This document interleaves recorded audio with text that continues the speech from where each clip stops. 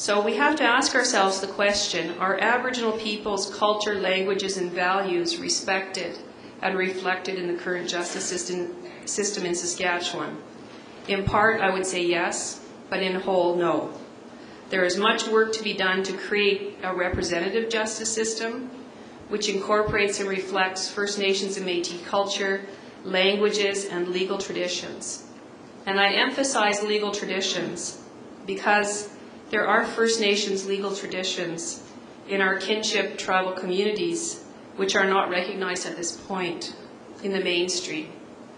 And there would be many skeptics in the system who would probably suggest to us that Indian Métis people, that we do not in fact have our own legal traditions and legal systems, which of course is quite comical if you come from our side of the team, or our bench if you like, because we know the rules of our cookums, our mushums, particularly with respect to how our families are to be treated, how our children are to be treated.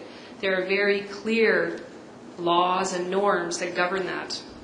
They're not recognized yet in the mainstream justice system. I think we also have to be mindful when we look at Saskatchewan and look at the future that we're undergoing a dramatic demographic shift.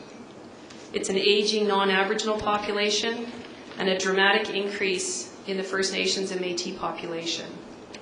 I always laugh because there are continually these studies that are completed that say as Indian women become more educated, they'll have fewer children.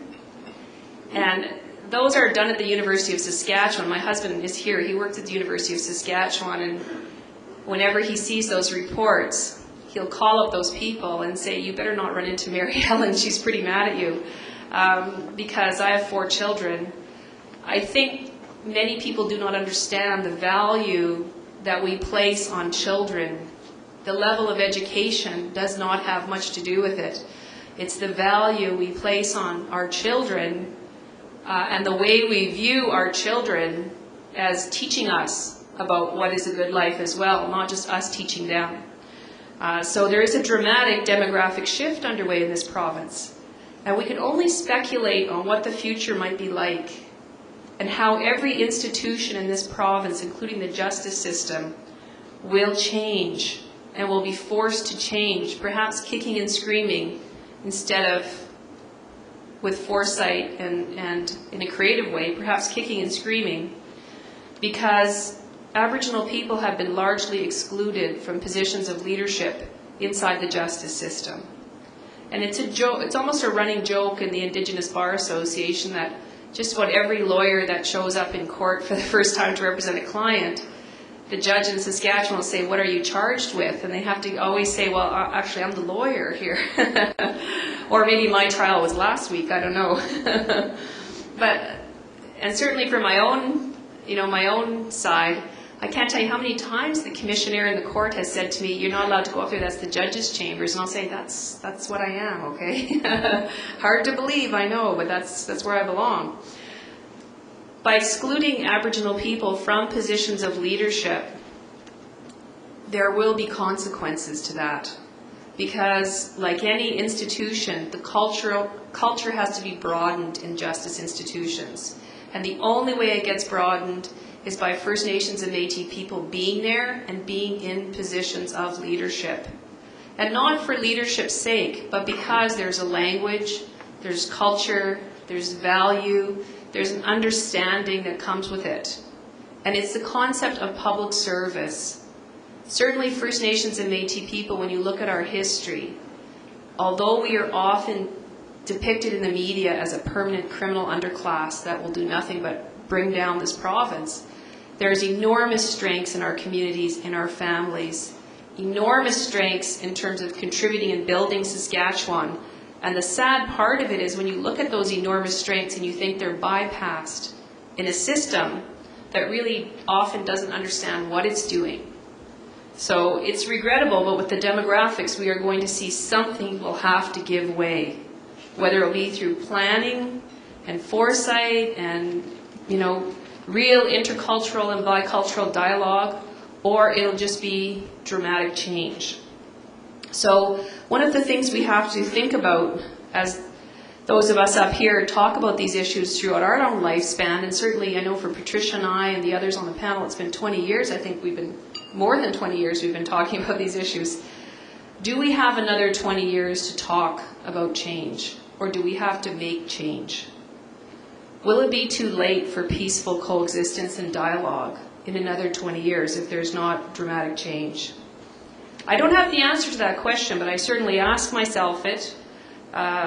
Respect for the administration of justice, for that tradition in the law of taking care of people who have fallen down, of rooting out discrimination, of ensuring the highest protection of human rights, and affording all people dignity in the justice system because you understand their circumstances, you respect their circumstances. You don't have a stereotypical view of who they are, you respect their circumstances.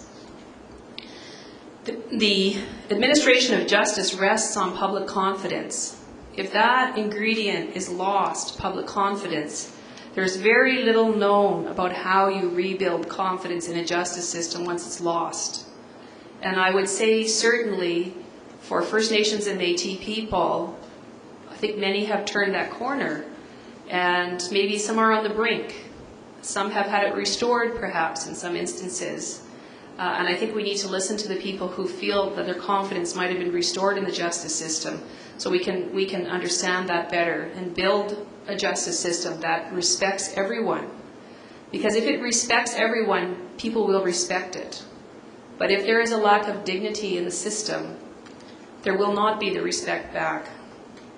Certainly confidence in the justice system seems to follow certain things, like a high quality justice system that's inclusive, universal public access to justice and effective processes, the feeling that the justice system is yours, you can walk into it.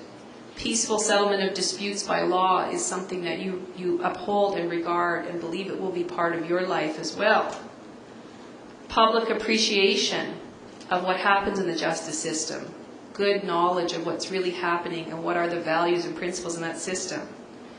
And most importantly, I think in Saskatchewan, what we need to build, and we're not there yet, is a very sophisticated analysis and understanding of class, status, race, and gender inside the operations of the justice system on a daily basis. So there's no adverse systemic impact on any group or member of a group. There are many in the justice system, in my experience, who will say, well, I treat everyone the same. I don't even notice, are there Indians, what are they? I don't notice it. Well, that's an inadequate analysis of the people in the justice system. There was in February 2004, there was a one-day snapshot of youth in custody across Canada. And it included Prince Albert and Saskatoon in the one-day snapshot. And like all the statistics we're well familiar with, it said that in Saskatchewan, an Aboriginal youth is 30 times more likely to be in custody than a non-Aboriginal youth. We've heard these statistics. Some of the youth custody statistics are improving. They're not in other ways as well. We still incarcerate at the highest level in this province. Now, when you have a justice system where the revolving door is all First Nations and Métis people coming in and out and in and out, people who are coming from families that have experienced a great deal of intergenerational trauma, who have often been treated with far less than dignity by various institutions in the society, whose families have experienced multiple issues, and those are in fact our relations. When you look at that and you see them walk into the justice system, you cannot say, I treat everyone the same. Because that isn't as much as saying, the trauma that you've experienced, the history, the culture, the language that you bring into this courtroom, I'm going to ignore it. That is a form of systemic racism. It is not very well understood. And it is a form of systemic racism to ignore and not bother to learn about the situation for people before you. So inside the justice system, I often hear people say, "Oh, I treat everybody the same. I just try to look at the people as people." Well, First Nations and Métis people want to be seen as First Nations and Métis people located in history, with a culture, with a language, with experiences that need to be validated and understood. And that is an element that is often missing. And because of that, there's often less than dignified treatment